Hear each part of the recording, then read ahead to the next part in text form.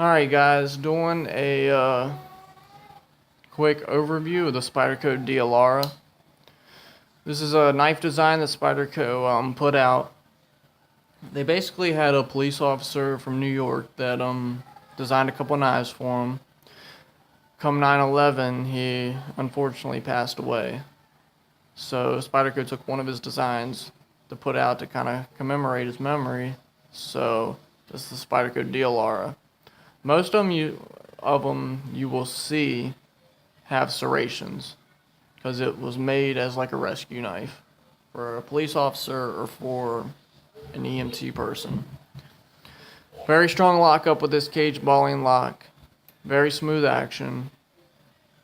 One thing about this knife you don't see on many folders is it actually has a palm swell. Makes the knife melt in your hand. Very, very comfortable knife to hold. It does have steel liners, making it very strong, even though it's FRN handles. You might hear my crazy 2-year-old in the background wilding out. It's actually his birthday today. But anyways, when it comes to size, I got the Mannix out here. It's another ball bearing knife, but this one's actually caged in a little polymer housing for easier opening and closing. But the blade is almost the same size. The handle's a little bit bigger on the D'allara. There's no palm swell on the Mannix. And I guess somebody with really thick hands would have a problem maybe getting into this. But they have it I don't know why I can't think of a. Basically, it's trimmed around the ball bearing there to make you easier to get in there, disengage it. But the knife isn't very heavy, is what I wanted to get to.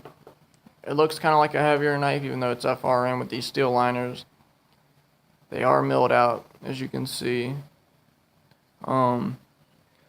I want to say, I just put this on my scale. I don't know what Spyderco puts out the weight for it. I came up with 4 3/4 ounces, 4.75. This was 4.2. Now, it's got the lanyard, so that this is around a 4 ounce knife. This was 4 3/4, and I got the new Sage 5 out here. This is about a 3 ounce knife. Compression lock, but a lot of people have the Sage series, so you can just see it's a little bit bigger knife than the Sage. But yeah, it's an awesome knife. Unfortunately, you can't get this anymore unless you find it on the used market. I want to say they go anywhere from 150 to 250. Now, most of the time you only see the serrated version or the partial serrated. I looked out and found a straight edge version, which is what I like. Some people might like the serrations.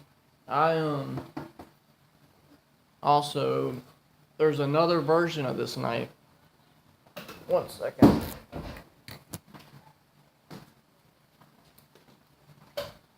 Alright. There's another version of this knife that actually has a metal inlay that looks like the Twin Towers with a little bit of the towers around it. It looks like a New York skyline, basically, with the Twin Towers in it. And it was actually the metal inlay that's sit in both sides is actually from the I think it was Tower 1 from the Twin Towers. They didn't make very many of them. I've only seen one person that has one, and not in person, just on their Facebook page. A member of the Spyderco Facebook page has the 9/11 version. And this is where I found this one was on there. So if you aren't already part of the Spyderco group on Facebook, definitely try them out. Just if you're a Spyderco fan, you can find deals on there. People selling their knives sometimes, and just people that want to show pictures of their cool knives. Found somebody selling this one that was selling a few knives. Got a good deal on it. But yeah, I will be holding on to this knife unless money gets tight and one day actually have to get rid of it, which hopefully will never happen. But this is a Spyderco D'allara, definitely a very comfortable knife, very smooth action.